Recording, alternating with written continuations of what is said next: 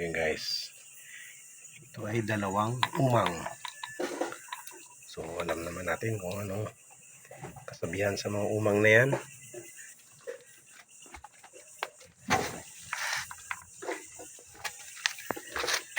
Sabi nga ng mga matatanda, huwag tayong maging umang.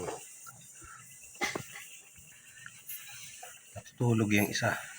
Yung isa nandun na, nakawala na. Tumakas na. So, sabi ng mga matatanda, huwag tayong maging umang.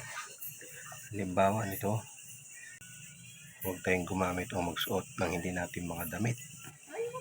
Dahil pag ikaw ay nagsuot o gumamit ng hindi mo damit, ang tawag sa iyo ay umang. Yan, ganyan ang ugali nila. Kung may mga nakikita sila mga pwede nilang suksukan ng kanilang katawan. Doon sila ay magiging umang.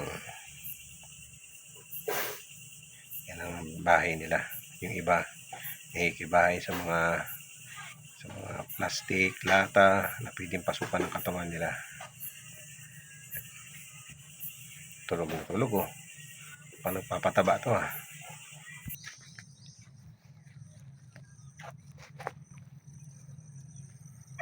nangyari, lumaki na siya, pasok yung kanyang puwit yun sa plastic.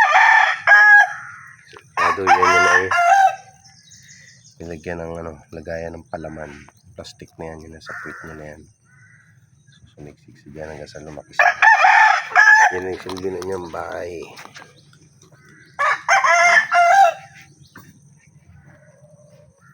Tawag sa amin yan ay umang. Kadalasan shield niya, ang bahay niya ay mga shield na bato. Pero dyan, ang naging bahay niya o shield niya ay plastic. So, ang laki na niya. Ayan.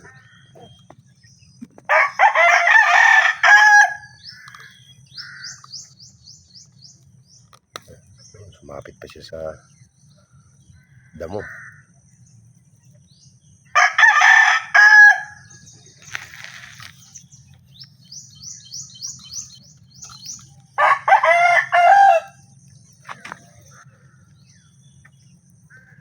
Yung mga galamay niya, kami din siyang sipit.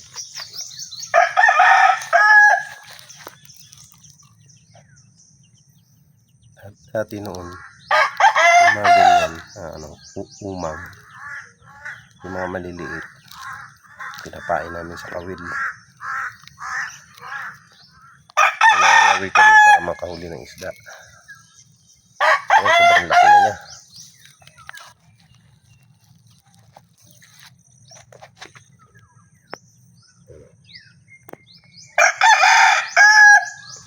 Astig ng itsura.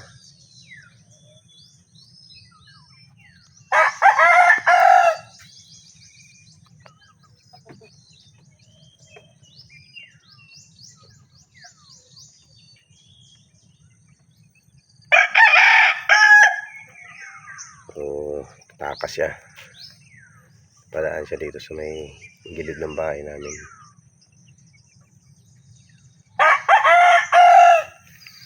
Kaya na natin siya makatakas.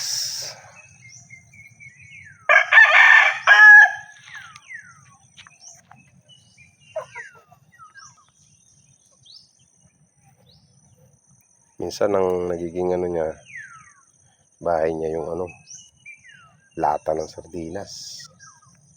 Yan yung bahay niya, plastic. Parang yan,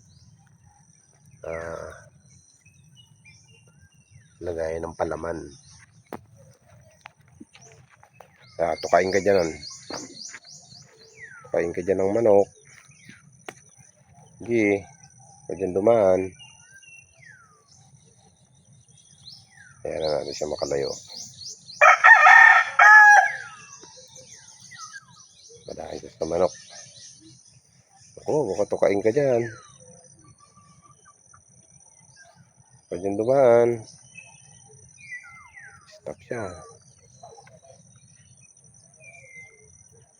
Sige na, dito ng manok.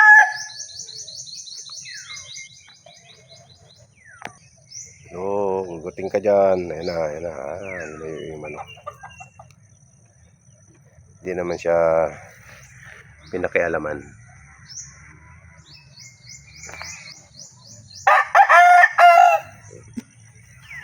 Ayan na natin siya.